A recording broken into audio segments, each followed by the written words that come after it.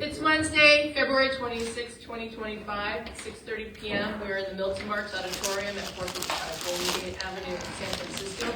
This is the February meeting of the San Francisco Democratic County Central Committee. We'll start with agenda item number 1, proxy for Senator Wiener. Call to order and roll call. Director Chen, you call the roll. Calling the roll. Akbar is anticipated. Alioto Pier is number. Barnes, I think you're a proxy. Yes. Okay. Yes. Okay. Present. Alioto Pier present by proxy. Avalos. Present. Present. Barnes. Present. Present. Kawamuchi. Here. Present. Chan. Present by proxy. Present by proxy. Avalos. Chandler. Here. Present. Chen. Present. Coles. Anticipated. Dorsey. Present. Dorsey present. Galata. Present by proxy. And I did it before in time. Okay. Present by proxy. Proxy Win. Gupta. Here by proxy. Proxy Kawamuchi. Hare. Present. Present. Ho. Present. Present. Kim. Okay, anticipated by proxy. Right, no, okay, we're not. No. We didn't get a question. Not here. Okay. Kingsbury. Here. Lai. Not here. Mahmood. Not here. I think he's going to be late. Okay. Member Mahmoud. Will be late. He's late. Mar. I think planned proxy, but proxy, I think it's not here. Win. Here. Present. Phil Hauer is anticipated, late. Sanjarati. Present. Present. 2. Here by proxy. Present by proxy, Wonderman. And lastly the elected is Chaitan. Present. Present. Ex officios, Kounalakis. Not here. Ma. So not here. Wiener. Here. Present by proxy, Rothschild. Haney. Here. Present by proxy, Gallardo. Stephanie. Present by proxy, Falzo. And who just arrived? Kingsbury and Coles.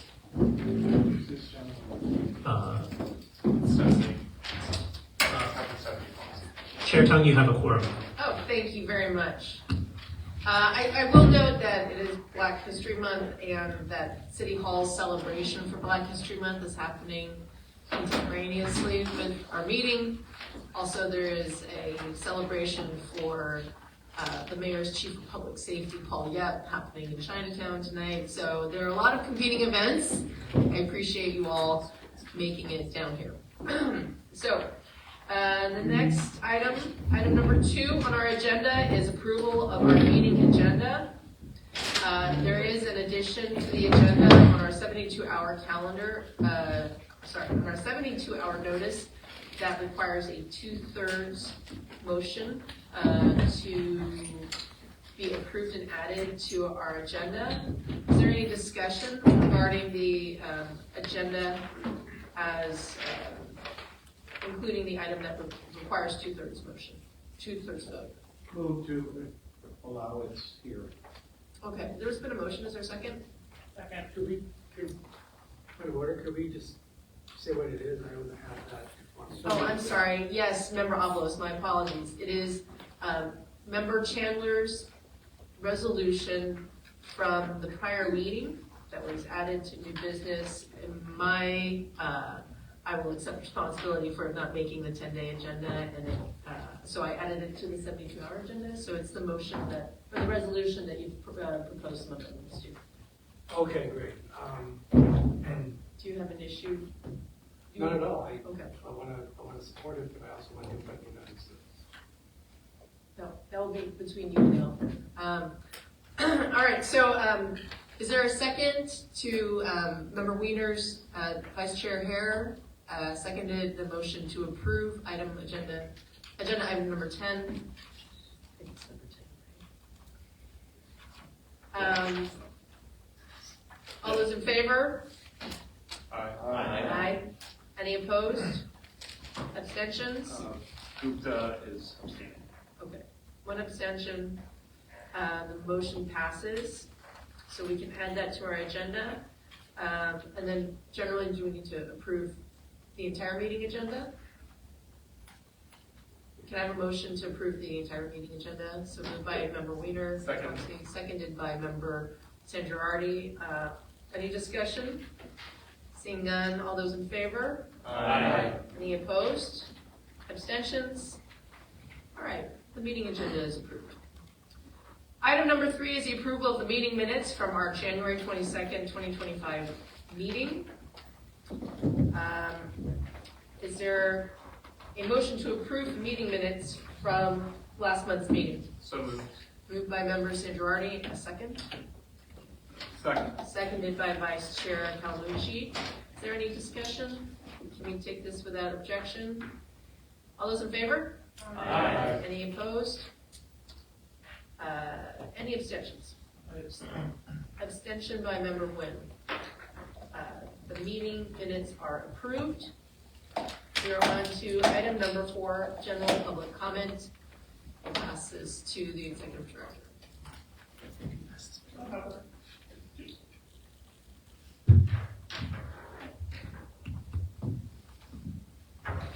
Thank you, Chair Tom.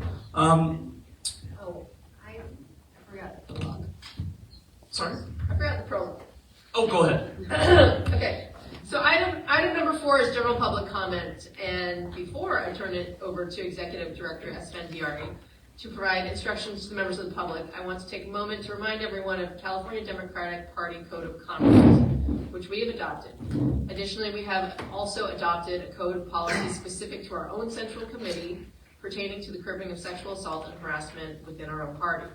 The expected behavior here that we are committed is that we are committed to providing a welcoming, respectful, friendly, safe, supportive, and harassment-free environment for members, for our members, employees, and all others associated with the party, including members of the public that attend our meetings. We have expectations about behavior that people will abide by if they come to the meetings. All individuals should feel welcome and safe within any event or meeting that the San Francisco Democratic Party has, regardless of their sex, gender, gender identity, gender expression, sexual orientation, pregnancy or reproductive status, race, color, ethnicity, national origin, ancestry, religion, caste, creed, age, disability, health status, marital status, military or veteran status, body size, physical appearance, domestic violence, victim status, social or economic status, or any legally protected classification or characteristic. The party will not tolerate harassment and prohibits the creation of hostile conditions that is disrespectful or unprofessional conduct based on any of the aforementioned categories. The manner of any such prohibited behavior includes verbal conduct, whether spoken or written, such as slurs, jokes, insults, remarks, epithets, teasing, yelling, foul or profane language, emails, posters, leaflets, internet posting, slander, etc. Visual conduct such as the wearing, posting, or distributing of offensive symbols, picture, cartoons, drawings, and computer displays, leering, gestures, libel, etc. And physical conduct such as gestures, blocking someone's way, assault, invading someone's space, unwelcome touching, etc. This applies not only to in-person public comment, but written public comment as well. I will continue to remind the public and this body of those expectations every meeting, as this is an important component of how we maintain respect for one another and our overall public decorum. With that, Executive Director, please go ahead and initiate public comment. Thank you. Hi, everyone. Public comment is limited to 2 minutes in total per person. If you would like to make public comment, please fill out the comment card available right here in front of me in this cup, and then put the card right next to me here. I will call speakers in the order I receive comment cards. Please note that this body takes all public comment during this item. Each member of the public will have 2 minutes to address this committee. Associate members, which include club presidents or chairs, Members of the Democratic State Central Committee, Assembly District Chairs, and Regional Directors will have double the amount of time, or 4 minutes, to address this committee. I will give you a 30-second notice by way of this piece of paper, which I have right here. And then I will waive the time notice when you are at time. And you will stand over there at that podium.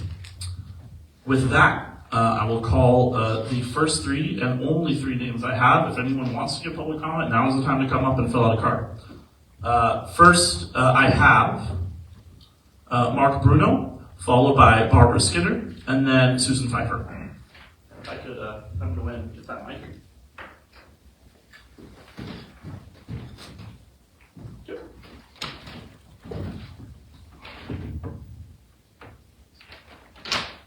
Thank you. There you go. My name is Mark Bruno. I'm the first speaker in general comment. As Vice President of the District 3 Democratic Club in North Beach, I'm here to thank Babak and Vice Chair Hare for helping us cross the hurdles to recharter our club this year, which is now 26 years old. Without this assistance, it would have been difficult to complete this process. This would have been regretful not only for our club, but for all Democrats in San Francisco. DCCC depends on the clubs, I would argue, to recruit party members. Clubs are placeholders between elections for those Democrats who prefer working on candidate races and issues. Rather than process, clubs offer a venue to consider how party rules impact the perhaps more fun to be involved with elections.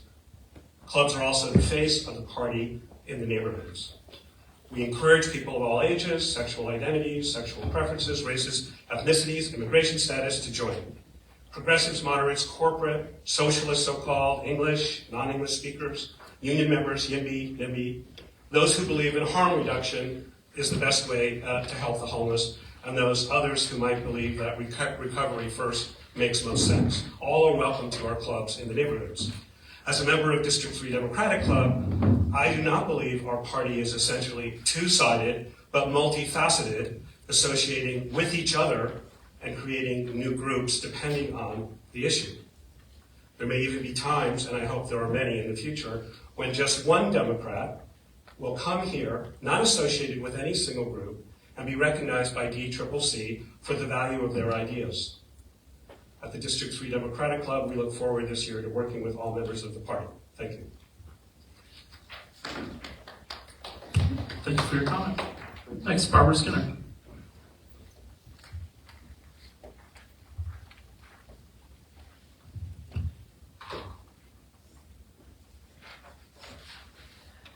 Greetings and thank you.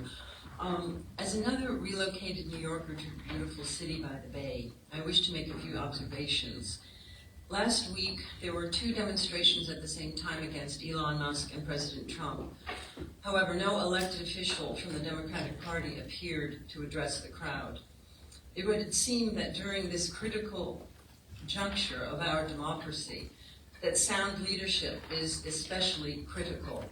I would hope that the Party for the People will give voice at upcoming rallies and protests. Regarding San Francisco today, I fear for its future. The air has left the room downtown. Instead, the city's democratic government fuels endless new construction. 40,000 units of housing still remain vacant. Yet, like New York City's current city of yes and more rezoning, all we hear is the cry to keep building. The other side of this city is like a new city, towers of glass and steel. This is very unlike the historic sense of this city. I don't understand also the driverless taxis that are encouraged. What's happening to those jobs for those taxi drivers? New York City is a good example often of what not to do. When, for example, you consider the Atlantic Yards Brooklyn project. 20 years later and still very few affordable units, yet cleverly financed by tax credits and federal subsidies, which were intended to help the working poor for their needs, not for the big developers and their greed. Just look at who's sitting in the White House, a developer. I would urge the San Francisco Democratic Party leadership to try to better coordinate with the founding ideals of this party, and divorce itself from the splintering and destructive self-identifying politics which is cracking our founding ideals. Please consider real plans to help improve our managed care health systems, improve the safety on our downtown streets, and BART. Just yesterday, another person was killed at the Civic Center. Thank you.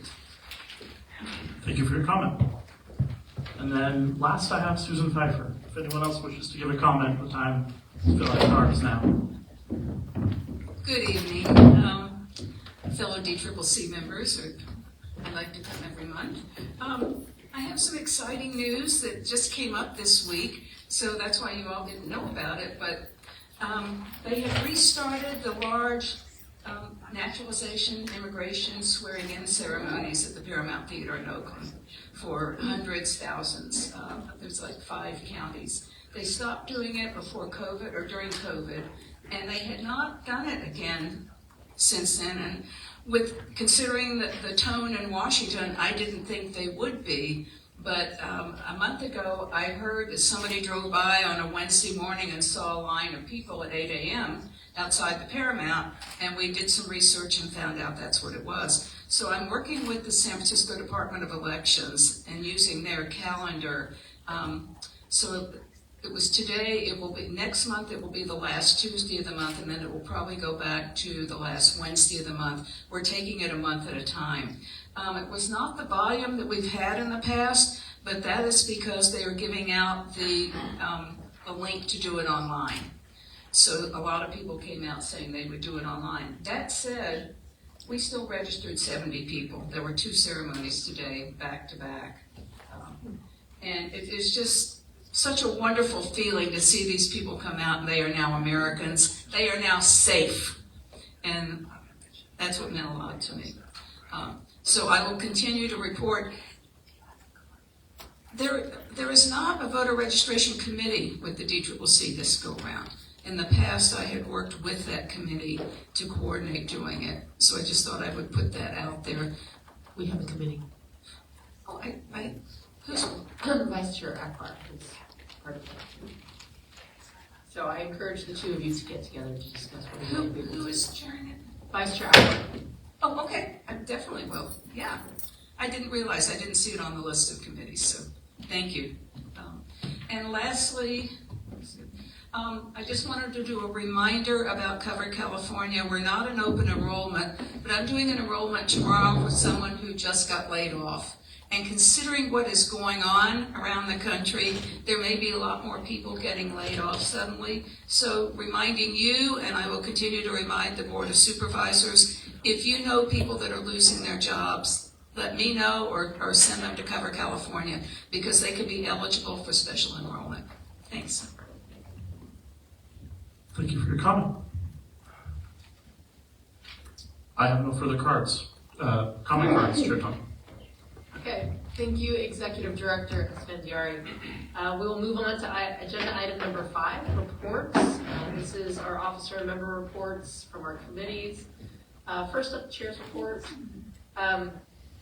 So I just want to alert the public and members that it is my intention to make our March meeting remote and for our April meeting to be out in the community. So if you have menu in mind, or we might have our April meeting. Love to have your suggestions or ideas, but I think it is very important for us to be not just sequestered in what we have now nicknamed the Ivory Basement of the Milton Marks Auditorium, but to be where our Democrats are, and that's out. So Vice Chair Calamucci, you have a labor update for us?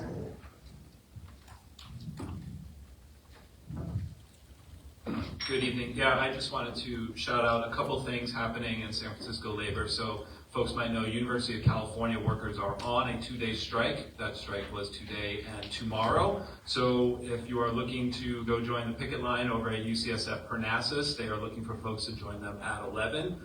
Federal workers continue to stand up against what is happening. I don't need to go into. Folks know what's going on. Federal workers are standing up. They're doing an action over at the Tesla dealership tomorrow at noon over on Van Ness. And then finally, tomorrow's a big day, so a lot of stuff going on. 4 o'clock, SEIU Local 87 represents building service workers are going to be doing a picket line at University of San Francisco in support of their contract fight. So a lot going on, and San Francisco labor responding both to the Trump administration and also unfair actions by our own local employers. That is my report. Thank you, Vice Chair Calamucci. Moving on to, let's see, Vice Chair Hare, you're going to give your report under item number 6 for public relations and chartering. Member Ho, I think you have some reports out from both issues and resolutions and from the special committee. Yes. Thank you, Chair Chung. For issues and resolutions, I want to welcome my new co-chair, Eric Kingsbury. Just want to share with you members and everyone else here that Eric and I will be working to create a framework around the types of resolutions that we'd like to see. And what I mean, just to make the process a lot more smooth. I think there are also some items around the bylaws that was flagged by Executive Director Esfandiari around the 72-hour agenda, what should be in our bylaws or not in our bylaws, just to clearly define what our process for introducing a resolution should look like. And hopefully we can just have a more smooth process moving forward. Thank you. Oh, and then the special committee. Just wanted to let everyone know that we are in the interviewing process for the ombudsperson and judicial commissioners. Member Michael Nguyen is graciously helping me interview all of these candidates. It's a big lift. It takes a lot of time. So thank you, Member Nguyen, for helping with this. And hopefully by the end of next month, March, we will know exactly who will be the ombudsperson and the judicial commissioners that will help us implement these policies. Thank you. Thank you, Member Ho. Member Santorani, did you want to say anything about bylaws? Sure. Right here.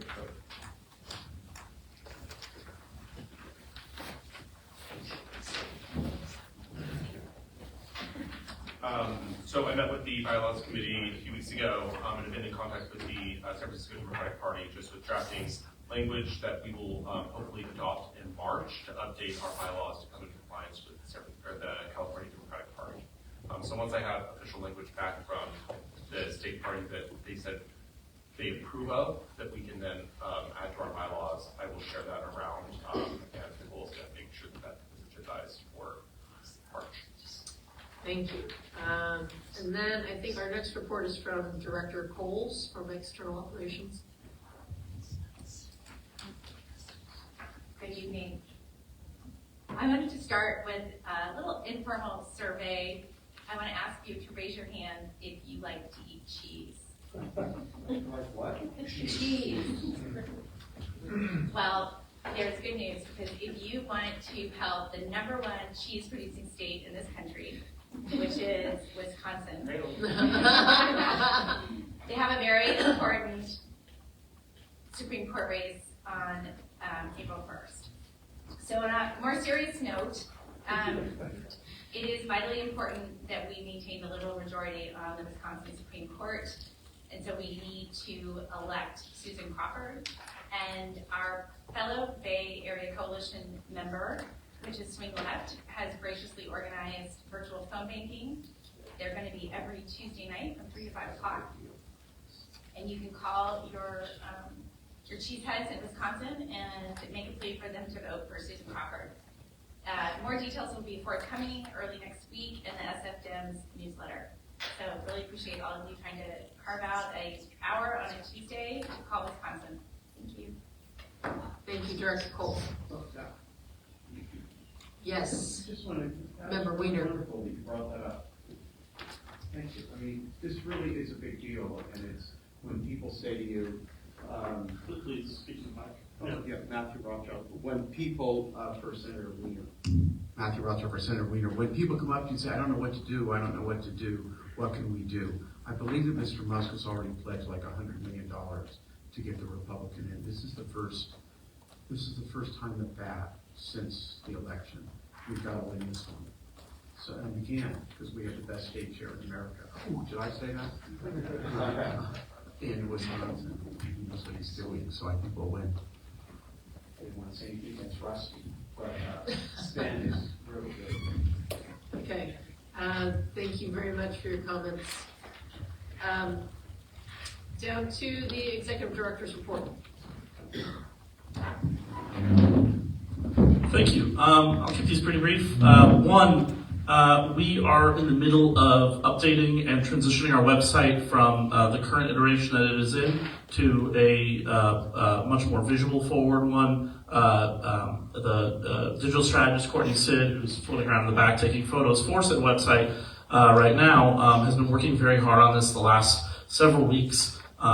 If you haven't already gotten your biography information to him, please do so. If anybody here is a officer of a charter Democratic club, once we get done with chartering tonight, we're going to be coming for you for making sure we have the logo on file and making sure we have a nice little blurb on file. We're going to try and give the club's page a bit of a facelift as well. And in general, we're hoping that going to sfdems.org or sfdemocrats.org in the near future, by hopefully end of next week, maybe, will be a much more helpful experience to route people towards finding our upcoming events, finding information about the party, and being able to refer back on past meetings and past videos about the past meetings in a much more quick and easy way. So that's item number one I have. Number two, I hounded a bunch of you around getting me your information for the State Central Committee roster. That is done, it is submitted, and I have not heard back any problems or issues from the State Central Committees,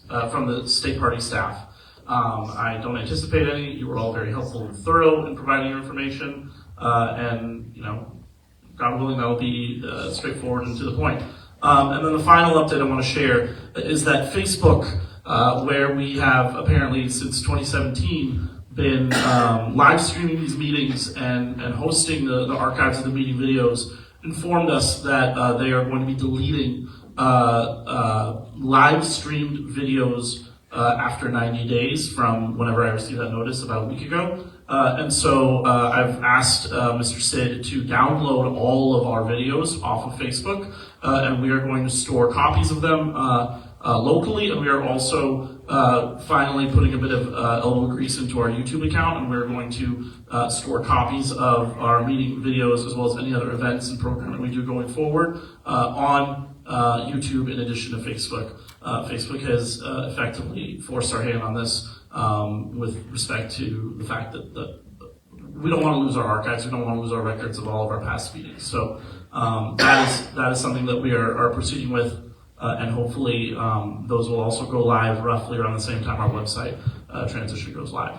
Aside from that, thank you all for those of you that came by and helped out with the ADEM elections. I know Regional Director Kelly isn't here to provide an update, but I will tell you I volunteered with her for both days, and it was a lot, but we did re-register well over something on the order of 50 people into becoming Democrats. I helped a lot of people with registering on the spot because of the difficulties around that. You have to provide proof to the state party that you've re-registered as a Democrat in order to vote in ADEM. And let me tell you, people want to get involved, but it's not easy, and we have to do more to make it easier. We hear this complaint every 2 years when ADEM rolls around, and then I know they've made improvements, but I'm looking forward to providing some recommendations to the state party on how they can improve that process, because volunteering in it again was a lot.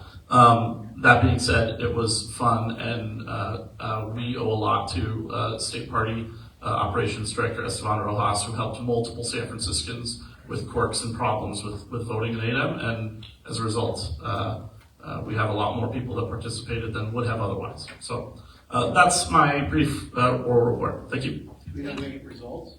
No. The results are going to come out on March 3rd, is my understanding. That's right. So thank you very much, Executive Director Estendiari. We are now going to move on to agenda item number 6. agenda item number 6, which is rechartering Charter Democratic Club organizations. And I will pass the mic to Vice Chair Hare. Thank you. Good evening, colleagues. Today I am proud to present 20 Democratic clubs for rechartering with the San Francisco Democratic Party. As you can see from the agenda and the list of clubs, we are rich in diversity of clubs that occupy the full spectrum of blue that we have in the city by the bay. Over the past few months, each of these clubs has successfully submitted a complete application consisting of a roster of at least 20 members. They've submitted financial filings and a commitment to abide by our newly passed policies on sexual assault and harassment. I want to thank my fellow committee members. I really loved working with both of them they brought different skills to the table and all of them were helpful. I want to thank member Wen for his legal eye and tireless work to ensure that we were communicating clearly with each club. Everybody communicates differently, whether it is texting, emailing, calling, knocking on your door, and Michael made sure that everyone knew what was expected of them. And I want to thank our new member, Eric Kingsbury, for his attention to detail and expertise on bylaws and procedures. I also want to thank Executive Director Esfandari for his meticulous record keeping and for keeping us all organized. Earlier this month, my fellow committee members and I hosted a hearing to ask any questions of the applicant Democratic clubs, and I'm going to have member Wen report back on some of the discussion we had at that meeting. Thank you, Vice Chair Hare. And so on Sunday, February 9th, 2025, we brought forth one club, the Home Sharers Democratic Club, around a question about an endorsement in the November election. In the District 7 election for November 2024, Stephen Martin Pinto was endorsed by the Home Sharers Democratic Club. However, he's a non-Democrat that it's actually in violation of our bylaws. He's registered as a no party preference. This is grounds for suspension or revocation of the club charter. It's by our procedures, violation of Article 9, Sections 2 or 9 of these bylaws, which indicates charter Democratic clubs shall not endorse non-Democrats, especially in elections where there are registered Democrats. So co-chair Peter Kwan at the hearing noted that this was an oversight. But I, as a personal point of privilege, I don't understand how you can have such a huge oversight in endorsing a non-Democrat, especially how it could be as simple as a question on a questionnaire, are you a registered Democrat? But co-chair Peter Kwan did apologize profusely, and that he committed to rectifying the situation and processes and systems to prevent that from happening in the future. I also note that in their own bylaws, they themselves say that they will not endorse, they will only endorse a registered Democrat. So to me, it seems like a flaw in their system. So that's my report from that hearing. Thanks. Great, thank you, Member Wen. I was also in that hearing, and I, as a member of this body, found their apology and commitment to rectifying the situation, I found it acceptable. So I will be voting to recharter them. That is how I stand on the issue. Finally, I do want to report that there were several clubs that were not able to provide the requisite documents in time to be scheduled, but have since the deadline submitted those required documents. And so they will be heard. I will be asking Chair Tung to schedule those items for the next meeting. And with that, I would like to make a motion to recharter the 20 Democratic clubs included on this agenda. Thank you very much, Vice Chair Hare. I want to just take a moment and thank you very much for your work and the committee's work, Member Wen and Member Kingsbury. This is a very, very big endeavor, and you have streamlined the process and gotten these 20 clubs across the finish line, or just just to the finish line. So let's see what we can do. Is there a second? Second. Is sorry, there's a second by member, Vice Chair Calamucci. I actually, We can have some discussion. To Member Avalos, if you have some discussion that you'd like to have. Thank you. Just for the purposes of voting, I would like to sever the home share club to vote on separately, and I'm fine to vote for the remainder together. So we'll take that as an alternative motion. So is there a second to Member Avalos' motion to remove the Home Sharers Club from this list of, to vote on separately? Is there a second? I second that. It's seconded by Member Nguyen. Is there any discussion? So I will say that the process for approving our charter democratic clubs is supposed to be ministerial in function. And that is because we do not question the grounds or the basis for a club's membership. And if they have submitted the requisite information in order for them to be charter democratic clubs, then we approve them. So I understand that there's some question around an endorsement that this club may have made in the last election cycle. And that is completely up to members to take as they wish. I will accept, I was not at the Zoom where the committee examined the one club that was singled out, but I accept Vice Chair Harris' representation that their explanation was acceptable, and also Member Nguyen's explanation that they promised to rectify the situation and that they would do so. One clarification. Yes, Member St. Gerardi. Order. If I asked to call the question if I asked to call the question, would it mean that we just vote on whether or not to accept Member Avalos' amendment? Correct. It's an alternative motion, so we would, the parliamentarian is also signaling that we would vote first on Member Avalos' request, the alternate motion to sever the Home Sharers Democratic Club. And then if that fails, then we would vote then on the original motion. And as a point of process, we have to vote on it, correct? Yeah. Sorry, I'd like to call the question. If I may, point of order. There's been the calling of the question, so I would defer to the parliamentarian on how we proceed. The question's been called, so it should be voted on. All right. So I understand that that's the process, but I don't really think it's very collegial for the Democratic Party to actually deny people to be able to express how they vote and why they want to vote and why they're doing the actions they're taking. I actually just want to abstain. I'm not voting against the Home Share Club, but I actually don't want to vote for it, and I would like to not have to vote. I want to vote for all the other ones, but I just don't want to. I want to abstain. So my vote can be marked as an abstention for that one, and a yes vote for all the others. I'd be happy.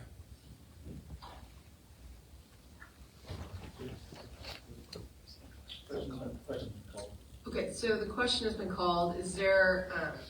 We're voting on Member Avalos' alternative motion, which has been seconded by Member Nguyen, to remove the Home Sharers Club from this list that has been submitted by the Rechartering Committee.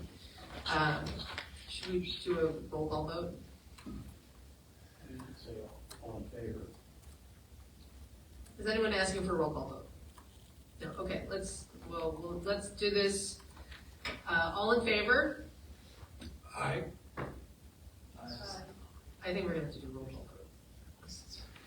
So, I mean, so we have 3 ayes. Did I hear 3 ayes?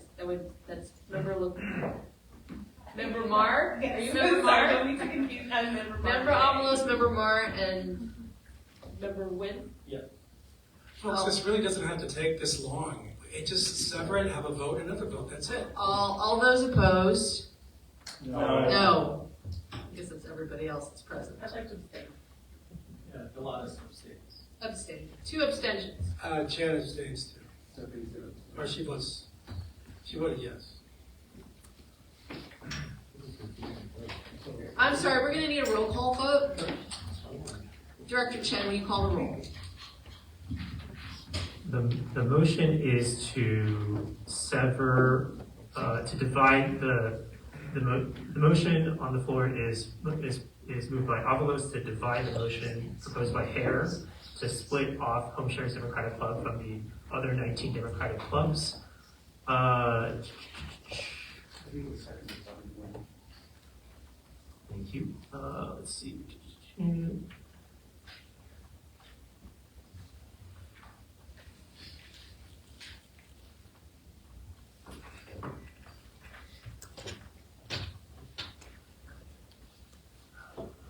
then I think since we called roll, I think members Akbar, Lai through proxy Akbar, and then Mahmoud have arrived. Chan is on. And Chan is also, oh yes, and Chan is also, yes. Okay, calling the roll from the top. Alioto Pierre, proxy Barnes. Abstain. Avalos. This is on my motion? This is the motion moved by you, yes. Yes, thank you. Is I, Barnes? No. No. Kalamuchi? No. No. Chan, proxy Avalos? Aye. Aye. Chandler? No. No. Chen? No. Coles? No. No. Dorsey? No. No. Galata, proxy Win? Abstain. Abstain. Gupta, proxy Kalamuchi? No. No. Hare? Abstain. Abstain. Ho? Aye. Ho, aye. No. No. Kim is absent in the proxy, is that right? Live proxy Akbar? No. No. Mahmoud? No. No. Kingsbury? No. No. Mar, proxy Lacroix? Aye. Aye. Win? Aye. Aye. Philhar is absent. San Girardi? No. San Girardi, no. 2. Proxy Wunderman? No. No. Wait. Did I already call Akbar? Yes, you didn't call me. Sorry. Akbar? No. No? Okay. Tung? No. No. Ex officios, I believe Pelosi, Mullen, Kounalakis, and Ma are absent. Wiener? No. Wiener, no. Haney? Abstain. Abstain. Stephanie? Abstain. Have all those who wish to vote voted? Didn't call. I'm sorry? Dorsey? Dorsey, I recorded no for Dorsey. I think everybody has voted. Let's see, by a vote of 4 ayes, 16 no, 5 abstain, 7 absent, the motion fails. So motion fails. Are we ready to call the question, the original motion? So moved. Seconded? Seconded by member Santorari. Okay, this one, can we do voice vote? All those in favor? Aye. This is, I'm sorry, no. This is on the actual list? Yes. You can't do a voice vote on that. I have to roll call vote on that. I'm not voting for it. You didn't let me vote. Okay. So I'm going to abstain. You can mark me down as you abstention. you may abstain. And mark down Supervisor Chan as an abstention too. So, all those in favor? Can we be a Democratic club? All those opposed? Any abstentions? 2 abstentions, Avalos and Chan. Thank you. Member Avalos and Member Chan abstain. Congratulations to our 20 recharter Democratic clubs. You feel the appreciation? A lot of hard work. So we are on to item number 7. I do believe that, do we have a representative from Square? Okay. We'll pass item number 7, which is a presentation from the San Francisco Bay Area Planning and Urban Research Association, or SPUR. My understanding is that they will be here at 7:30. Moving on to item number 8, a resolution in support of Wai-Shun Wilson Leung as San Francisco Police Commissioner. This is Director Coles and Member Ho. I will pass the microphone to Director Coles.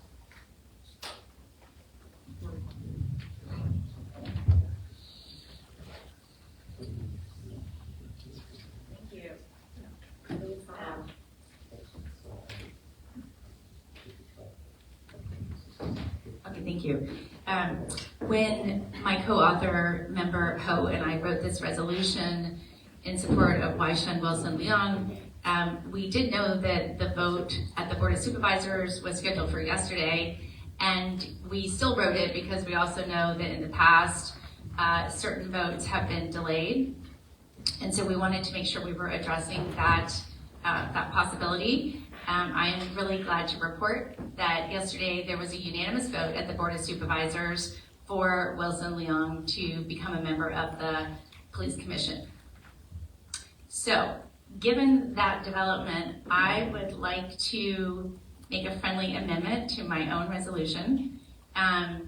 The resolved statement, I would like to amend to read, the San Francisco Democratic Party commends the San Francisco Board of Supervisors for voting for Wai-Shen Wilson Leong to become a member of the San Francisco Police Commission. And thanks Wai-Shen Wilson Leong for his willingness to serve the city and county of San Francisco. So that's the amendment.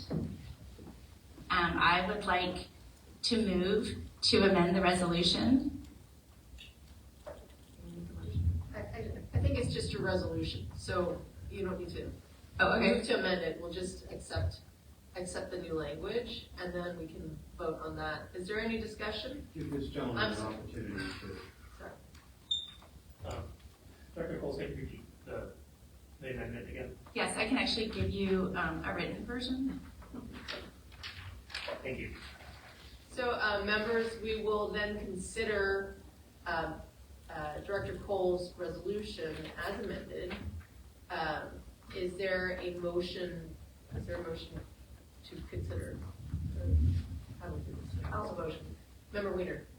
And I'll second. Seconded by Member Ho. Is there any discussion? Just a statement by Member Galata. Okay. Sure. Sorry, thank you. Acknowledging Member Nguyen as proxy for Member Galata. Thank you, Chair. Member Galata would like to have the statement read in, so I'm reading it for him. Thank you, colleagues. I will be abstaining on this item for tonight. For one, I disagreed with Mayor's decision and the Board of Supervisors' action to remove an independent and highly qualified watchdog on our police commission. It was a disservice to the public and to real accountability and transparency to do that.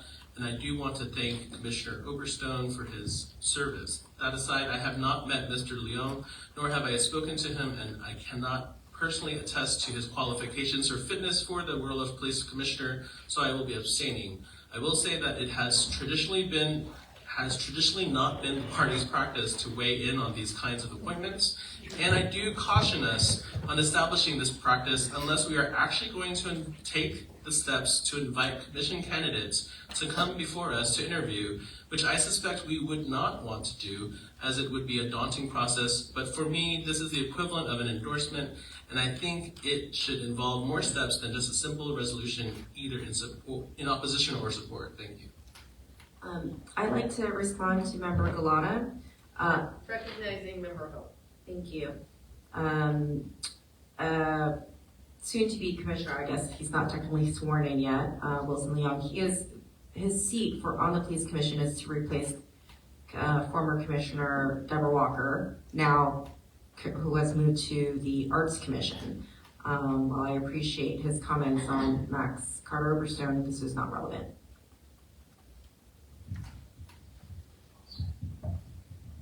Is there any other discussion, members, on this resolution? Seeing none, can we do a voice vote on this one? Move to approve the amended resolution as amended. Okay, as amended, and there's a second by Director Coles. There's a request for a voice vote. A roll call vote. Roll call vote, I'm sorry. Roll call vote. Which, Director Chen, call the roll.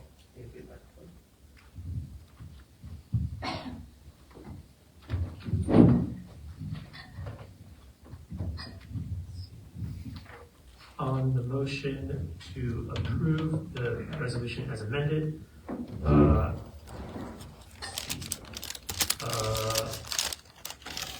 Member Avalos. Abstain. Abstain. Barnes. Yes. Yes. Calamucci. Aye. Calamucci, aye. Chan, proxy Avalos. Abstain. Abstain. Chandler. Yes. Yes. Chen, yes. Coles. Yes. Yes. Dorsey. Yes. Yes. Galata, proxy Wynn. Abstain. Abstain. Gupta, proxy Calamucci. Abstain. Abstain. Hare. Yes. Hare, aye. Ho. Yes. Ho, aye. Kim is absent. Lai, proxy Akbar. Yes. Yes. Mahmood. Aye. Aye. Kingsbury. Aye. Aye. Barr, proxy Lacroix. Abstain. Abstain. Wynn. Abstain. Abstain. Phil Hauer is absent. Sen Girardi. Aye. Aye. 2, proxy Wonderman. Aye. Aye. Akbar. Aye. Aye. Aliota Pierre, proxy Barnes. Aye. Aye. Tubb. Aye. Aye. Ex officios. Wiener. Aye. Aye. Haney. Aye. Aye. Stephanie. Aye. Aye. Have all those who wish to vote voted? I believe there might be some people who would like to co-sponsor. Can we ask that question? Can we do that after the roll call closes? Thank you. Let's see, the threshold is majority. There are 19 members voting, 19 vote aye, 0 no, 6 abstain, 7 absent. The motion passes. Congratulations, Director Cole, and congratulations to our new Police Commissioner, Wilson Leon. Item Co-sponsors. co-sponsors there. Member Dorsey. Member Chandler. Proxy for Lai, he would like to be a co-sponsor also. Director Lai. I have Dorsey, Chandler, and Lai for co-sponsors. Is there anybody else? Thank you. Back to you, Chair Tom. Thank you. So we are moving on to item number 9, the resolution on improving retail vacancy by fostering growth along Van Ness corridor. And as Vice Chair Barnes, I'll let you introduce your resolution.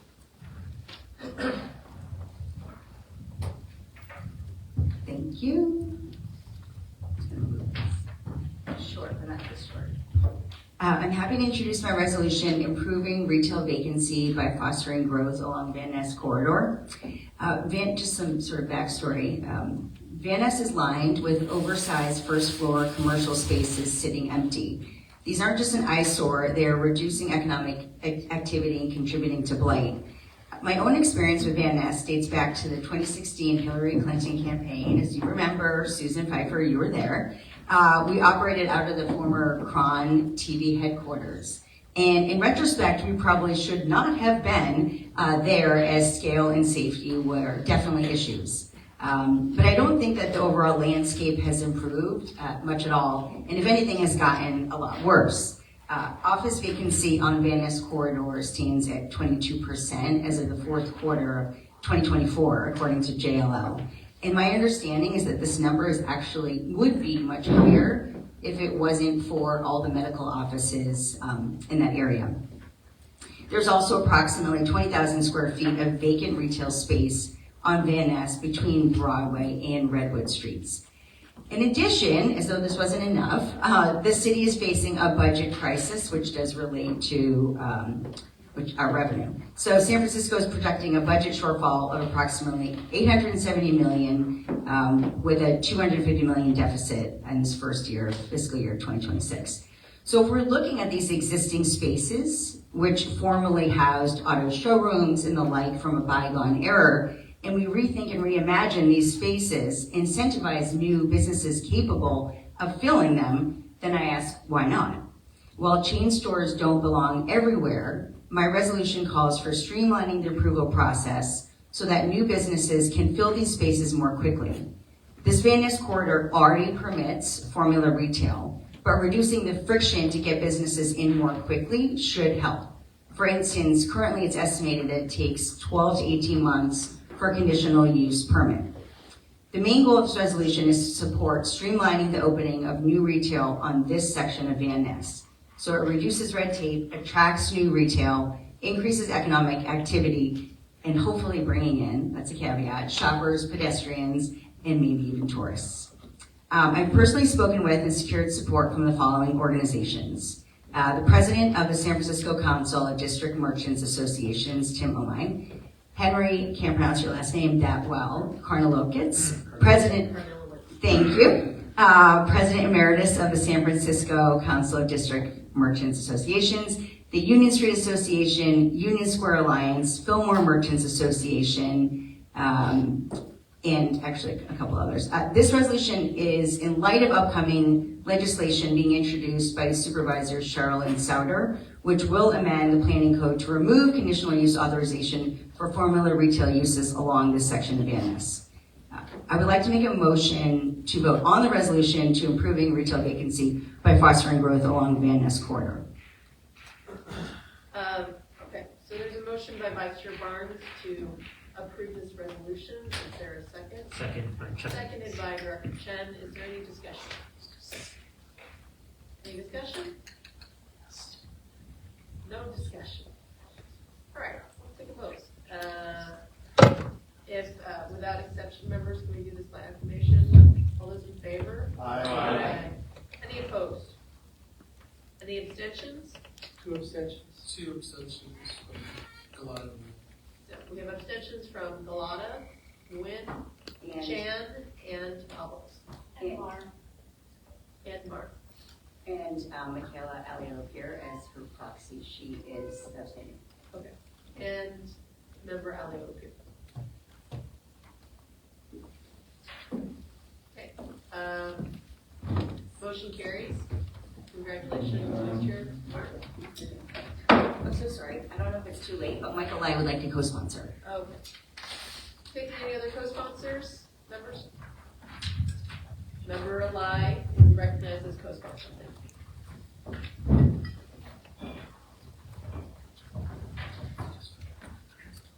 Here we go.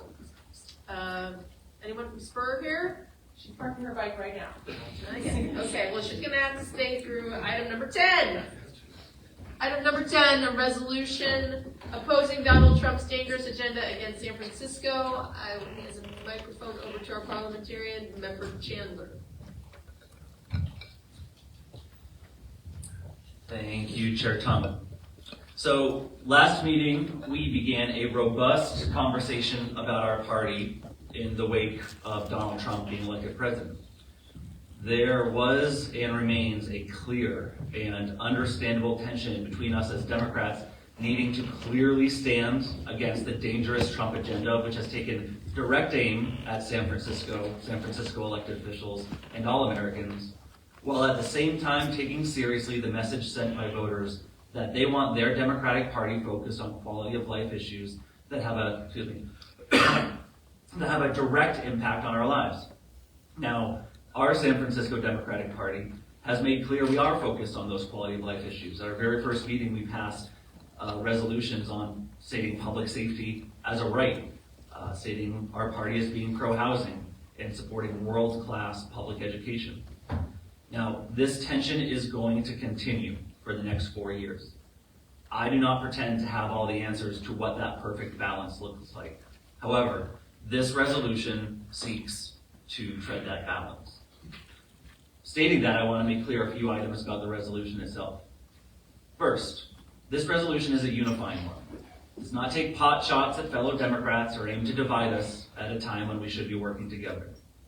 Second, it focuses explicitly on how the dangerous Trump agenda impacts San Francisco, our Democratic Party elected officials, and supports our champion, State Senator Scott Wiener, and legislation he has supported to help both California and San Francisco protect ourselves from this agenda. Third, I'm grateful to those who at the last meeting said they would vote for this resolution as is. And while I appreciate that some amendments have been circulated, I will not be accepting any friendly amendments at this time. And I ask that those that are seeking additions on other very important issues to present their own resolutions collaboratively at a future meeting. Thank you. Thank you, Member Chandler. Is there a motion to approve Member Chandler's resolution? I move to approve. Member Chandler. Second? comments? Yeah, we'll take the discussion after we move the item. So is there a second to Member Dorsey? Any discussion, members? Vice Chair Helmut. I have a point, I have a discussion item too. I have my hand up first. Okay. Vice Chair Helmut. You're welcome to go. I just have there's just a pattern of not being recognized here. And so please go ahead. It's not an issue, No, Vice Chair. It's just a pattern of not being recognized here and not being allowed to speak. And we move right to like voting on things without a discussion about things. We are a collaborative body. We work together.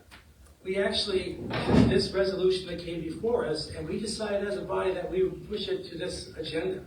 That was how we settled the difference that time. And it was called a friendly amendment when it was actually a complete replacement of that. That is not an inclusive process to bring a point here and say, this is my resolution and no one else can mess with it. Actually, that's not inclusive. Those are not democratic values, and we're a democratic party. I actually would like to make some friendly amendments. And just because the author says that I'm not accepting friendly amendments doesn't mean that the whole body has to say we don't want friendly amendments. That's not a decision that is up to the author. Yeah, He's the parliamentarian. He can make the rules just like Donald Trump can make the rules. So I think we want to be democratic, right? The antidote to like authoritarianism is democracy. So let's practice that here. So at least I would like to be able to say what I want my friendly amendments to be, whether they're accepted or not. I would like to say that. So in the spirit of unity, regarding the resolution before us, I would like to offer friendly amendments. As a Chicano who has been raised by a Jewish stepfather, who we all honored last year when he died last year, married to an immigrant in an immigrant household, and as a parent to a transgender child with disabilities, the issue of the Trump administration, like many of us, holds deep personal significance. Additionally, my daughter is a student at UCSB. She values her right to free speech and hopes to be able to call for peace without fear of persecution as a result of one of Donald Trump's executive orders that altogether amount to a coup that we are all experiencing. My lifelong commitment to justice and community is also rooted in my love for our public spaces. I've been a supporter of the Presidio National Park since its founding, when I worked to educate young people, environmental workers, restoring the wetlands at Crissy Field. These experiences shaped my perspective, and I proposed a few additions to the resolution that I believe strengthen its inclusivity and its impact. I truly hope you can accept these amendments in the same spirit with which they are offered, one of solidarity, respect, and shared commitment to justice. I appreciate your consideration and look forward to working with you together on this. So I have language I've included that is talking about DOGE and how it's gutting the federal workforce and how it's impounding our funds. It's actually preventing us, San Francisco, from being able to carry out our duties and responsibilities to all San Franciscans in the city. That is an existential threat. And we have now a budget deficit that has grown from $875 million to $1.2 billion because of federal cuts, and that's just the start of them.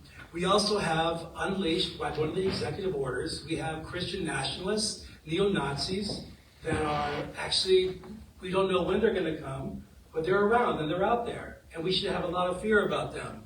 So my Jewish family members and community members, my Palestinian friends and family members are living in a great deal of fear about what's coming next. And I think as a body, we should be expressing the full weight of our concern about the Trump administration. And so my friendly amendments are really about ensuring that we are talking about the entirety of all the threats that we're facing as a city and county of San Francisco.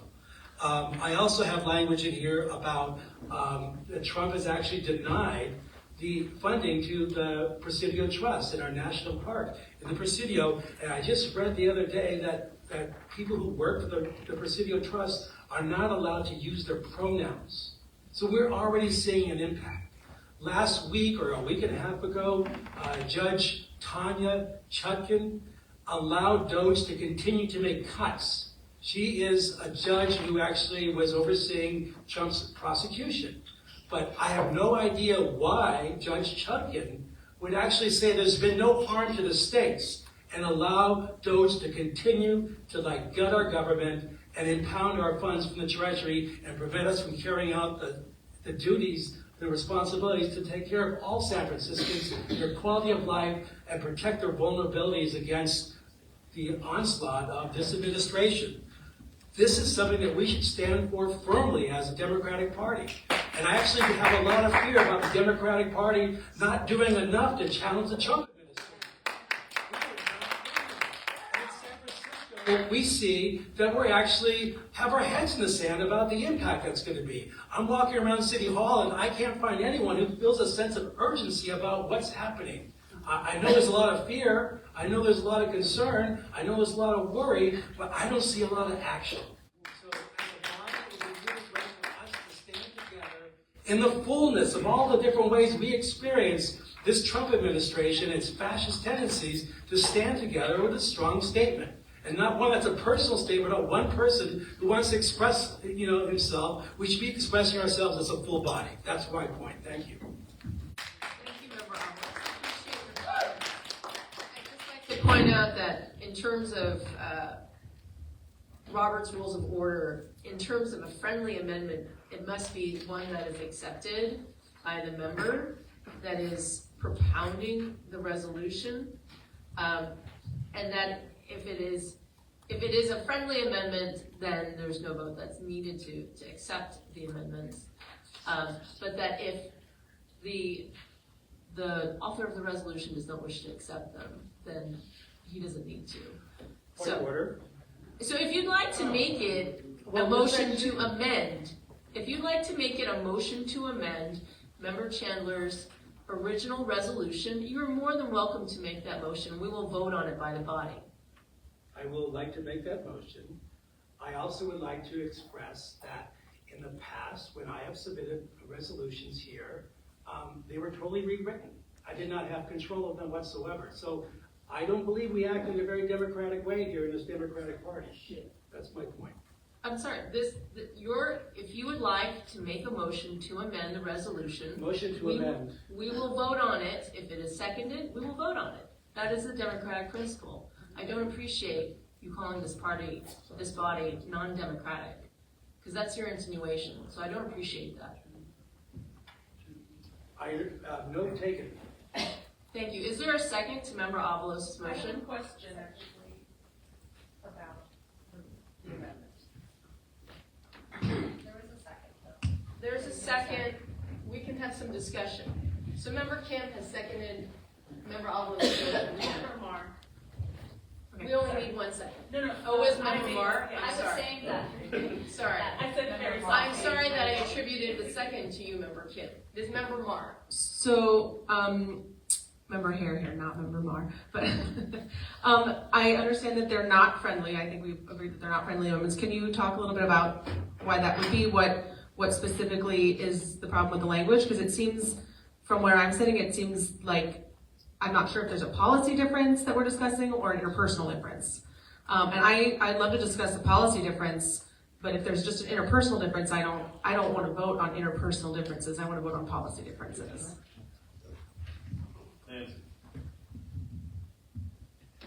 Member Dorsey. Thanks. I'm going to support the resolution as written. I think what the author was suggesting is that we invite further resolutions. I don't think that the fact that we have a resolution saying one thing, which under the rules is limited to a certain number of whereas clauses and a certain number of recitations. If the reason to oppose a resolution is that it doesn't express enough outrage, the Trump administration, I don't know that we're going to ever get a resolution big enough. I think we will probably. It is a horror every day in the national newspapers that I think all of us in the Democratic Party agree on, and I share your thoughts on everything that we've said. But I do think that for adding on to a resolution when we're already under the bylaws, content limited, we should take the resolution and then come back with another resolution. And the other point that I would make about this, part of the reason that we have a noticing that we follow rules under the Brown, under the Brown Act and things that we have adopted, because many of us here are elected officials. It's good form and good government and good small d democratic process that when there's a new substantive changes to a resolution, that those be properly noticed so that people who are interested can come to. So I would be absolutely in support of everything that you expressed, and I can support that next month.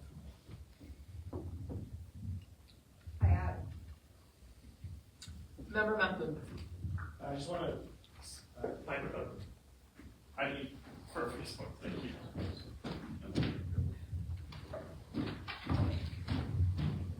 I just wanted to second what Member Dorsey said. Last meeting, I rejected this motion in agreement for passing Member Galata's original motion for the very reason of what Member Dorsey just said, which is we need to follow protocol on amendments if they're not accepted by the original commissioner. Last time, the amendments were not accepted by Member Galata, and I felt we had to respect that. And there was nothing wrong, like everyone at this body said, about Member Chandler's amendments. But we just recommended that he proceed to submit a new proposal and a new resolution so we can vote on it in its own significance. I think we should repeat that same protocol that we followed at the last meeting. I'd be happy to support a resolution that has these amendments as well, but we're just following the same protocol and the same logic we used to reject Member Chandler's original amendments last time. Any other discussion? Yes, Member Marr. Thank you. I feel like I'm a bit out of practice, jeez. Okay, so I thank you so much, Member Chandler, for putting this resolution forward, and thank you, Member Avalos, for your very thorough and thoughtful amendments. As I'm looking at these right now, and just also thinking about all the times that I'm like going online, looking at the state of the world in the news, I'm like, oh my goodness, it's giving me a headache and it's only been 2 minutes.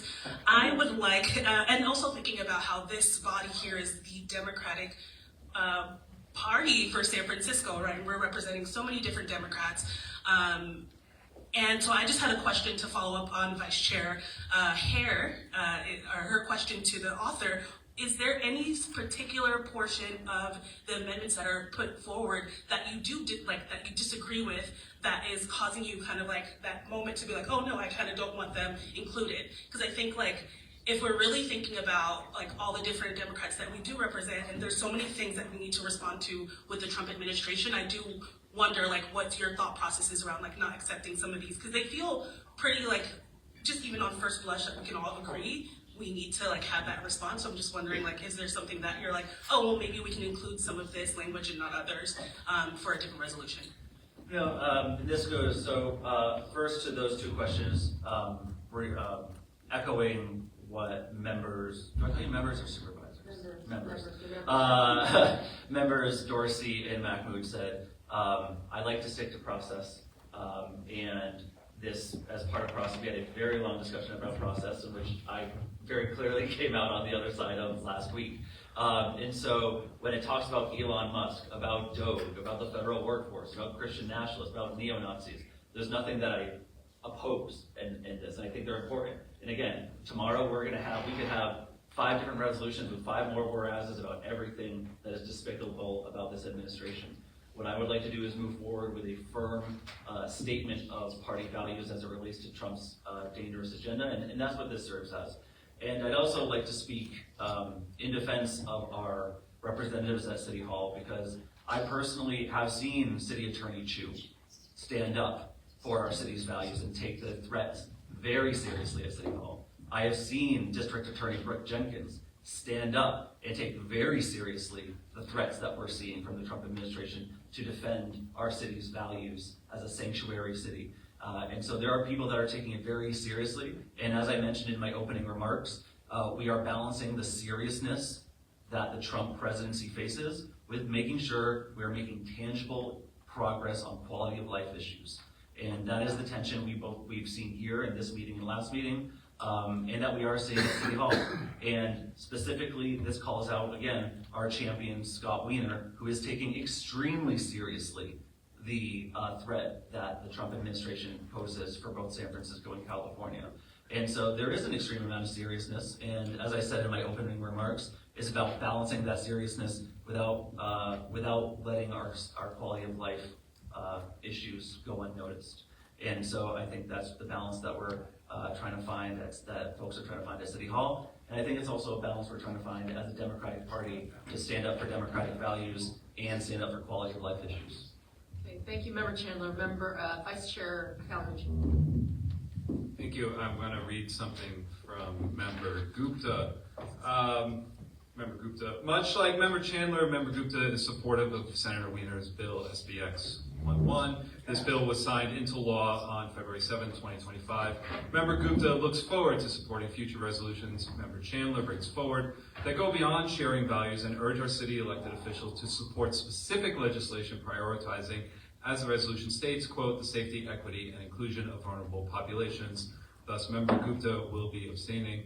And I would also now like to turn back into myself and call the question. Thank you, Vice Chair Calmucci. There has been a request to call the question. Chair, member, sorry, I don't mean to interrupt, but member Gupta had her hand raised prior to the call of the question. She did. Okay, member. Thank you. I'll try not to lengthen the conversation because I don't like having extended conversations about resolutions. I missed the last meeting, so I'm very confused about this whole conversation about friendly amendments and what to do and what not to. I do think it's important, it's timely to talk about the Presidio Trust. I would understand if we were doing a resolution, one on LGBT issues, one on diversity inclusion, one on federal employees, but it seems like this already encompasses a number of different things that are happening in the Trump administration. So I acknowledge that I don't know what the discussion was last month that is leading to this conversation, but I will say, like, we can disagree on local stuff, and I know across this room we do, but what is happening in this country, we have to be unified. This is a non-negotiable, and it seems walking in that it's about the different sides on local issues, but I just feel like when we are talking about what is happening in this country, like, it doesn't make sense to me to fight over words. Like, I will support the motion to amend. I don't like the word henchman, by the way, Member Avalos, but largely I think it's fine for us to include all the things that Trump is doing. But I guess if we're gonna have 5 resolutions on different aspects of what he's doing, I'll support that. But this already feels like it's covering more than one issue, so I don't see a reason to exclude what Member Avalos has included. And, okay, I'm sorry, I'm opening up. The question's been called, and I'm sorry, we can have story time afterwards. I mean, I appreciate the inclusivity here, but there's been a request to call a question, so I think we're just gonna vote at this point. Discussion is closed. Motion for the amendment first, right? And then Voting on the motion for the amendment. If you are voting yes, you will adopt Member Avalos' amended language. If you are voting no, then you would if you're voting no, then the resolution language remains as Member Chandler would like it to remain in its original form. Can we have a roll call vote, please?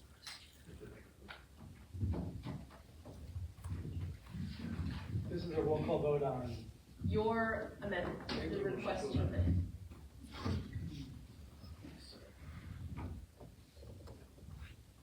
Okay, so let's see, this is the motion moved by Avalos to amend the resolution sponsored by Chandler. Let's see, and I believe since last vote, I have recognized Member Kim is now present. Starting from Calmucci. No. Calmucci, no. Chan, Proxy, Avalos. This is not democratic. Aye. Aye. Chandler. No. No. Chen, no. Colts. No. No. Dorsey. No. No. Galata, Proxy, Win. Yes. Yes. Gupta, Proxy, Calmucci. Abstain. Abstain. Hare. Abstain. Abstain. Ho. No. No. Kim. Aye. Aye. Lai Proxy Akbar. No. No. Mahmood. No. No. Kingsbury. No. No. Mar Proxy Lacroix. Aye. Aye. Win. Aye. Aye.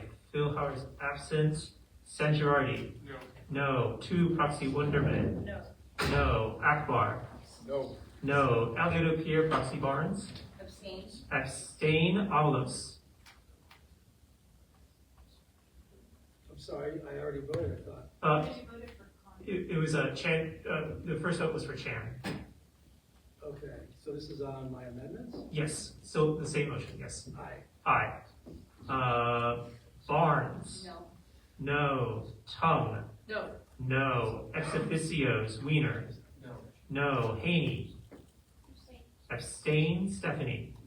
Abstain. Have all those who wish to vote voted? My absences are Phil Howard, Pelosi, Mullen, Kunalakis, Ma, and Cohen. Let's see. There are 21 members present and voting, 6 aye, 15 no, 5 abstain, 6 absent. The motion fails. So members, we are back to the original motion on Member Chandler's resolution in its original form.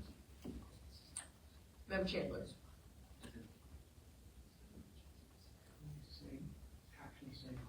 Yeah, I just want for the record, I want to read the amendment so those watching and those in the audience know what it states.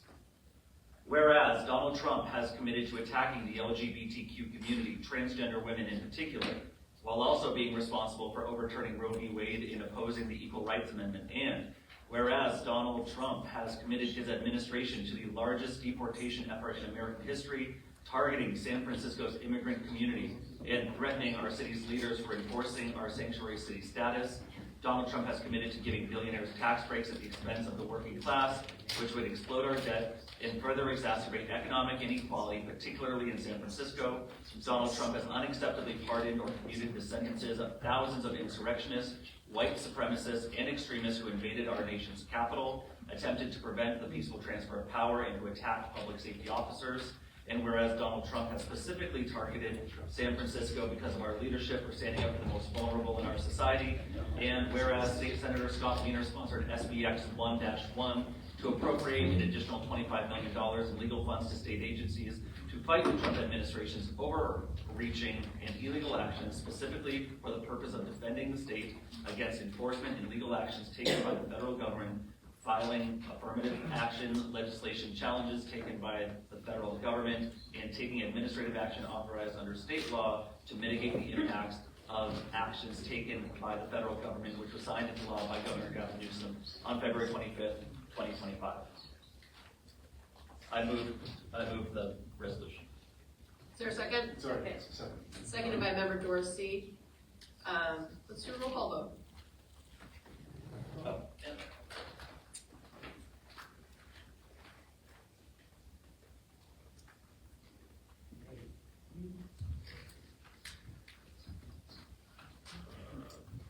Going back to the motion, this is a motion to approve the resolution sponsored by Chandler.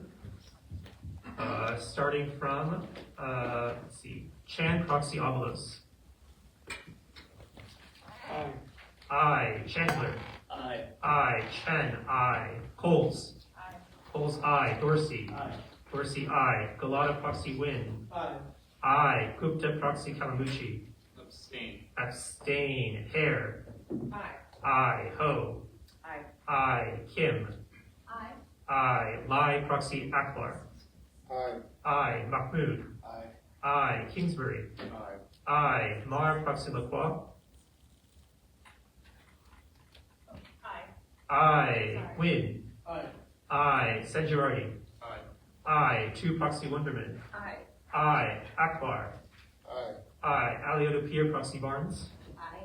Aye. Avalos. Abstain. Abstain. Barnes. Aye. Aye. Kalamuchi. Aye. Aye. Tung. Aye. Aye. Ex officios. Wiener. Aye. Aye. Haney. Aye. Stephanie. Aye. Aye. Have all those who wish to vote voted? There are 24 members present and voting, 24 ayes, 0 no, 2 abstain. The motion passes. Thank you. Congratulations, Member Chandler.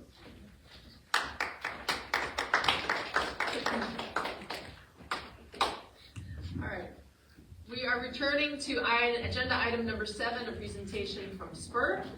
Is our SPUR representative present? Yep. Thank you. Vice Chair Hare, would you like to introduce our guest? Yes, thank you so much, everybody. Don't worry, it won't be a long night. I told her she has 5 to 7 minutes. And I've got my timer here. Okay, great. I think that everybody on this body would agree that we in San Francisco are facing a housing affordability crisis. I also think that we would not all agree on the same approach to solving that crisis. That's why it's imperative that we hear from a variety of perspectives and voices in this discussion. A few months ago, we heard from Lori Brooks from the San Francisco Neighborhoods United on one approach to control housing costs in San Francisco. And so today, I would like to welcome Annie Fryman from SPUR for a different perspective. Welcome, Annie. Welcome, Annie. Thank you. Yeah, let's take it out. All right, wonderful. We'll improv mode this, and I've got my timer going here. Thank you, everyone, for inviting me in. Chair Tong, thank you for the meeting, and Emma for putting this on the agenda. My name is Annie Fryman. I work at SPUR, and one of our top priorities over this past year and into this coming year is the San Francisco housing element rezoning. My presentation tonight will be completely informational, so I mostly just want to make sure that everyone has accurate information about San Francisco's rezoning, what we are required under state mandate to do, by what deadlines, and what some of the different paths are. This is purposefully not an advocacy presentation, so just wanted to level set that here.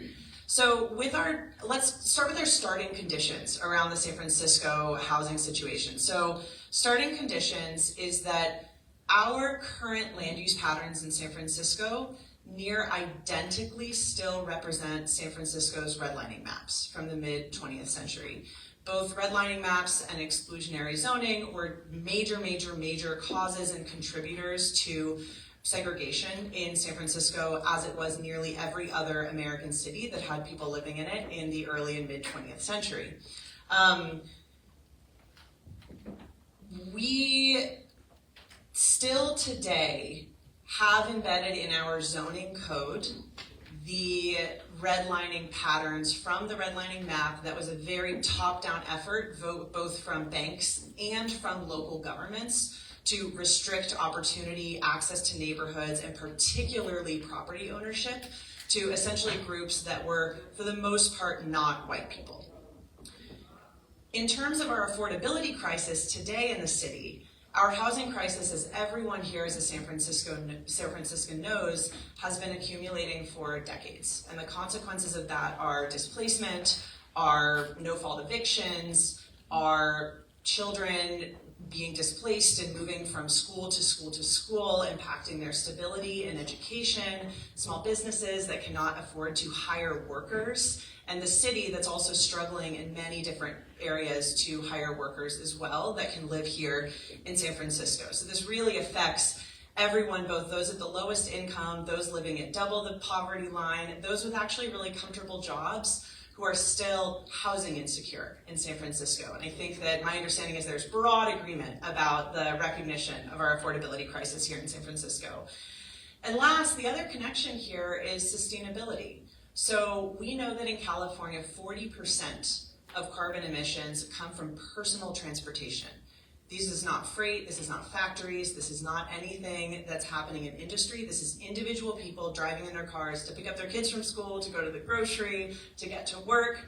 And that is a major contributor in California. And although San Francisco is better, it's still not great, frankly. And on the flip side, San Francisco, 98% of the land area of San Francisco is recognized by the state as extremely high quality public transit access.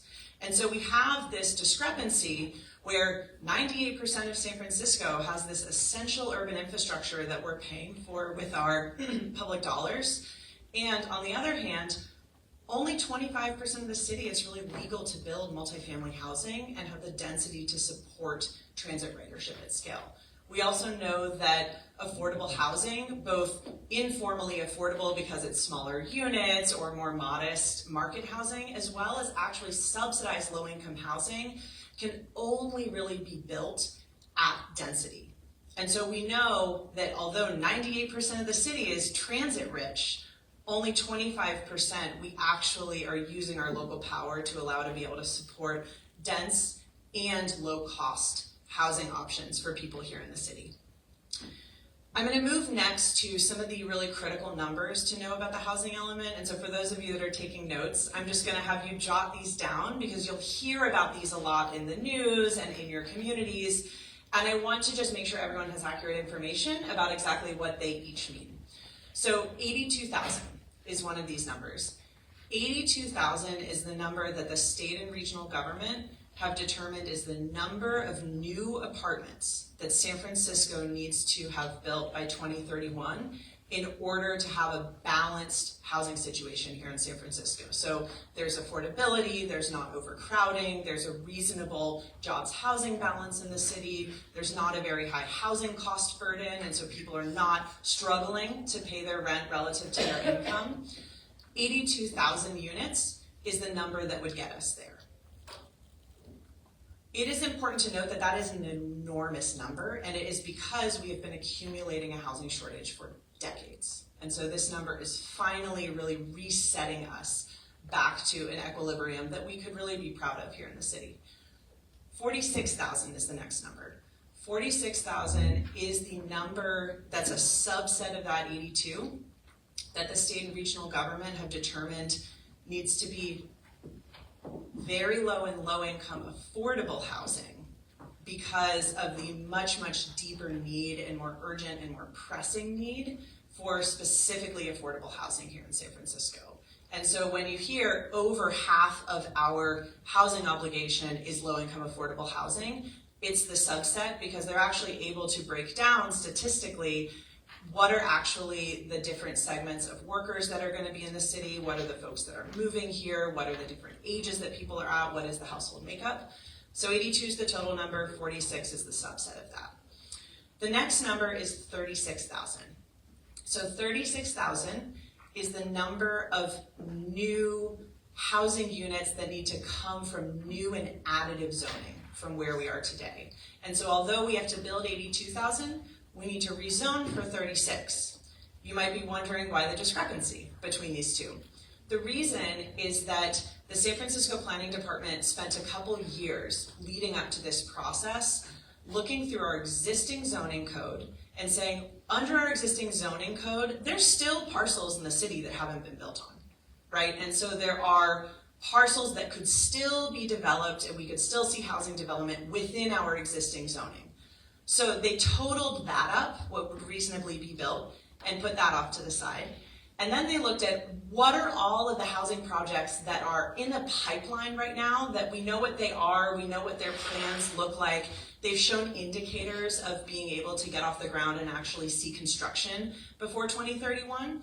And so they totaled up all of those units because we know what the projects are. And they're just in one intermediate phase between imaginary project and keys in the hand of the person living there. And so when you subtract the housing from the existing zoning that we currently have today and the housing that's already in the pipeline, what you have left is the increment we need to fill with a new upzoning. And so that is what 36,000 means in the context of the 82,000.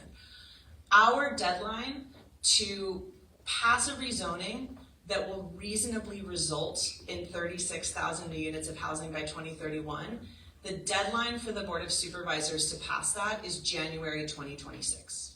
2026, so 11 months from now. The Planning Department will help prepare it, a supervisor will author it, it will move through Planning Commission, Board of Supervisors, it will eventually pass the Board of Supervisors, and Mayor Lurie will need to sign it before that state deadline. Now, there's a weird hitch in our San Francisco housing element policy that is unique to San Francisco and has already been adopted I believe unanimously by our previous Board of Supervisors. So this seems like it's a future-looking thing, but it actually was fully debated and settled nearly 2 years ago. This is the number 60,000. So San Francisco has a provision in our housing element that people call the circuit breaker. And so when you hear this term, the circuit breaker, this is what this is referring to. The state government was not actually fully confident that by halfway through the housing element cycle, San Francisco would have half the amount of housing built in order to get us all the way there. And so they built something into the housing element that says, hey, you guys do what you're gonna do for those first 4 years, but we're gonna check on you partway through. And kind of like a performance improvement plan, we're getting a little more hands-on treatment from the state. And so there's a provision that our previous Board of Supervisors adopted and committed to that says if by January 2027, we are not on track to actually having half of our housing built, half of that 82,000 built, we need to go back and do another rezoning. And it has to be a lot bigger. And so the reason I say 60,000 is I'll spare you the boring math formula, but if San Francisco Board of Supervisors this coming January wanted to just do the bare minimum that keeps us in good graces with state law, they could do 36,000 and be in good graces with state law. If they wanted to only do one rezoning and not have to go back a year later and do another rezoning that's actually much bigger than the one we did before, they could do a rezoning that gets 60,000 and then just be done. It's sort of like the trap door out of doing a rezoning twice, which, you know, either one is legal, but you can imagine a political strategy that could go in either direction. And so just want to lay out for you all that when you hear about the circuit breaker, or when you hear, is it 36, is it 60,000, what's the 82, that you have a bit of a map of what all those numbers mean. The last thing on this is that back in, when was it, early 2010s, Obama's HUD at the federal level adopted a new rule called Affirmatively Furthering Fair Housing. And this was happening at the federal government. It was an update to the Fair Housing Act of 1968. And the thrust of it was saying land use decisions, and generally decisions that governments take, need to be affirmatively reversing and repairing patterns of segregation in cities. They cannot be neutral and cannot be reinforcing. And so that, while it was an Obama rule, it was a little bit of a sort of like, how exactly do you enforce this? Then 2016 comes around, Trump 1.0 is there, and the state of California is freaked out. They're gonna pull back a lot of these important Obama rules. The state of California adopted that rule into our state code directly in anticipation of Trump repealing it. And so we have now by state mandate, though based on an Obama era rule, a requirement not just to do all this zoning and build all this housing, but do so specifically in patterns that would make our city less segregated, not more segregated, and that would address that dynamic and that pattern I laid out at the beginning, which is that our current housing patterns still resemble San Francisco's original redlining maps. And so when you hear about the San Francisco housing element focusing housing in the western and northern neighborhoods, this was not something that they just sort of like made up or pulled out of a hat or did for fun. It's actually delivering on this additional layer of the state mandate, because it's not just about building the numbers of housing, but it's also about where. And if the children who grow up in every neighborhood in San Francisco have equal access to opportunity and have good indicators of strong social outcomes later in life. So what all of this is going to mean is that a lot of places that have not seen housing development in a long time are going to see things that they haven't seen before. This includes taller building heights. This includes a lot more renters than you may have had before in some neighborhoods. This includes more subsidized, affordable housing in a lot of neighborhoods that has not been there because the land use pattern didn't allow it. And it's also going to include a lot of people who don't drive a car, who live in buildings that don't have parking, in neighborhoods where that's not necessarily the case right now. And it also means better transit across the city, because we'll finally have the density across the city in neighborhoods that currently don't to support better, more reliable, more frequent transit ridership. We will see more thriving small businesses, right? Because not just only will they have more customers, over time, as San Francisco has more options for housing at different affordability levels, it will be easier for small businesses to actually be able to hire employees to work there, which is a real challenge right now. It will mean more kids in our public schools, right? More families that can stay in the city means more kids in our public schools. It will mean a healthier city budget as we see property tax go up, as we see more residents here, as we see more transactions here, as we see a more lively and growing city. More money for affordable housing, and also just general working class San Franciscans, whether they're city workers, hospitality workers, retail workers, people of all types, elder care, daycare, teachers, police, all of these folks that are such cornerstones of our community will actually more and more and more be able to afford living here in San Francisco. I will give the brief, just the consequences of if we don't do this, though I don't want to leave on a downer note. If we don't rezone, a handful of very bad things either could happen to us or certainly will happen to us, depending on which we're talking about, but it's a legitimate threat that comes from the way that this state law is structured. One of those includes, critically, losing access to many different pots of state affordable housing and transportation funding. I could not emphasize more how absolutely essential every penny of state funding that we can get is, not only because of the local budget situation, but also the relationship that we're walking into with the federal government right now. Really, the access to that state money for critical priorities like affordable housing and safe streets and public transportation and just all of this infrastructure in general is so essential, and we will lose that if we don't do this rezoning adequately and on time. Second, the city of San Francisco could get sued. The Attorney General could come in and sue the city of San Francisco, and if the Attorney General doesn't, a lot of YIMBY groups are very prepared to do so, and they actually just filed a lawsuit against the city of LA last month on exactly this issue, because LA is a year ahead of us in the schedule. And last, after all that, if we choose not to do it, San Francisco's still gonna lose local zoning and permitting power, because that's another piece of this that the state actually has and says, we're gonna give you a chance to do it your way, but if you don't do it adequately, the builder's remedy comes in, which essentially means you lose local zoning power. SB 423 comes in, which says you lose a chunk of your local permitting power. A number of these other things, not an official receivership, but sort of that flavor of the state coming in and getting in our business. And so for folks that care about local control, this is actually also a really essential priority. And so just to tie this all up, there's not a resolution in front of you today. There's not a policy that is immediately being voted on. But part of why we wanted to do this early in the year for the Democratic Party is actually to make sure that as you all go back to the huge variety of communities that you represent, the people in your neighborhood, the people who you work with, and the people who maybe even voted you into office, there's going to be a lot of chatter over the next year. There's going to be a lot of news in the press. Nextdoor is going to be on fire, everything you can imagine.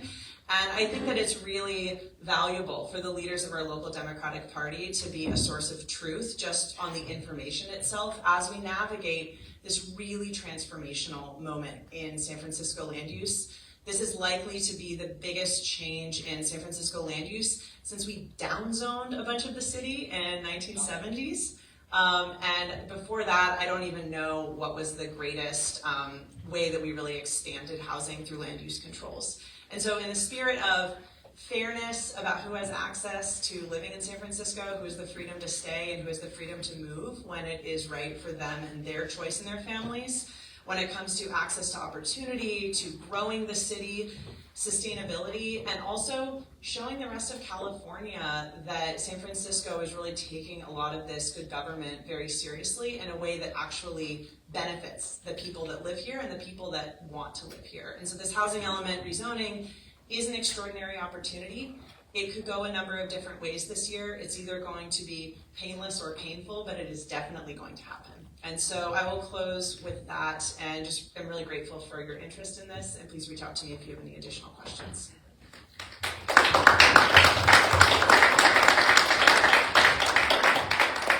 Thank you, Andy Freiman from Spur. Let's see. We are now on to item number 11, new business. Members? I have new business, yes. New business. Hi, Vice Chair Hare. Colleagues, our city faces a crisis in transit funding, which we now know more than ever is very essential for our city. And I think it's a democratic moral imperative that we come together to find creative solutions to keep our public transportation system running.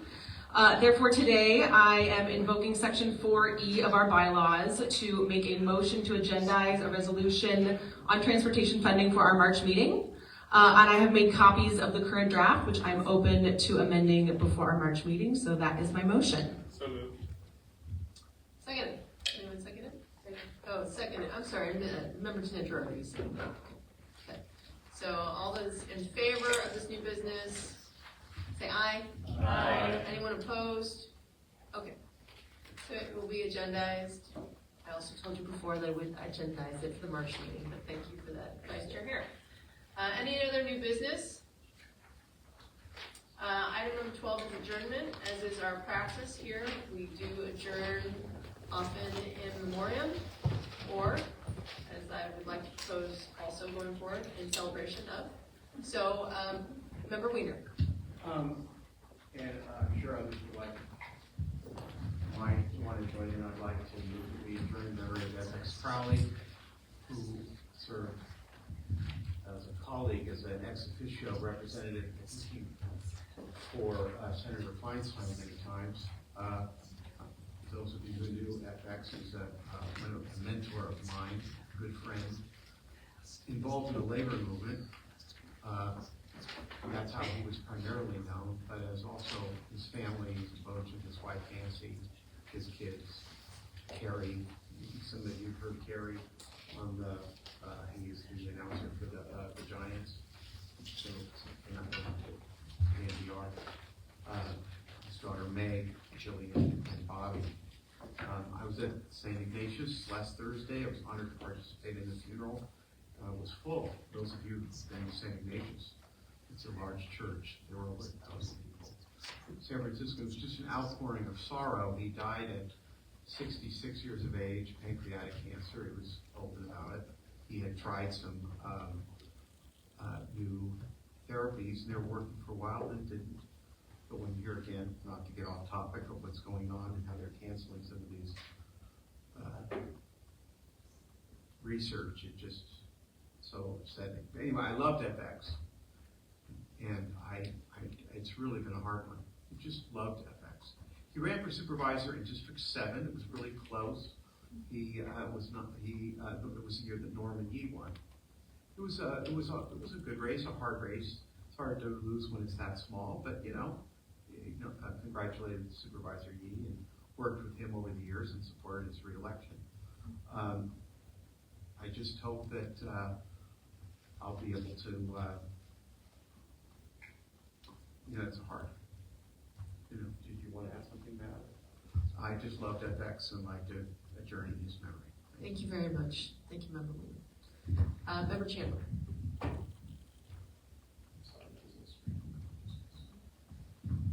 I'd just like to add an adjournment in memory of Mission resident Curtis Kimball. He was also known as the creme brulee guy or the pancake guy during the COVID-19 pandemic. Would go out to Presida Park and would cook free pancakes for everyone. And he was just, during COVID, we obviously saw some of the toughest in life, but we also saw it bring out some of the best in community in San Francisco. And he was just one of those shining lights that just showed everyone what makes San Francisco so special. So I just wanted to recognize in memoriam Curtis Kimball. Thank you very much, Member Chandler. Director Chen.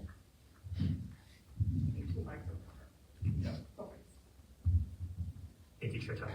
I'd like to, a little bit different, I'd like to speak in snaps support of our U.S. House Representative Kevin Mullen. If you didn't hear, our representative has been laid low by surgery due to has been laid by surgery, and yet when the House funding resolution came to the floor, he flew from California to DC on using crutches in order to make. He sold his idea. And yes, Risk the blood clot. still recuperating in order to vote against the Republicans' funding resolution on the floor. And so I'd like to